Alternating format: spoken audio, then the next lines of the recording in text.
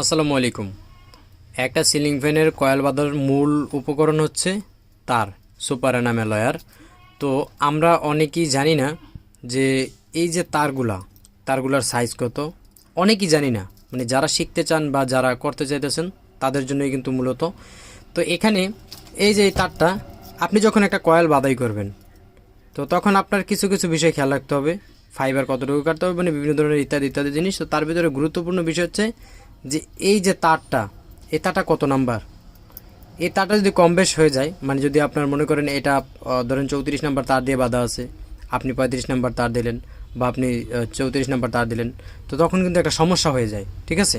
তো তখন আমাদের যেটা সহজে আমরা করব সেটা হচ্ছে এরকম তারগুলো কেটে নিয়ে আমরা সুন্দর মতো দোকানদারের কাছে যাব, দোকানদারকে বলবো এটা মেপে আমাদের তার দেন, মানে মেপে বলতে এটার গ্যাসটা মেপে তারপরে তারটা দিতে। তো সেক্ষেত্রে তারটা কেনাটাও ভালো হবে এবং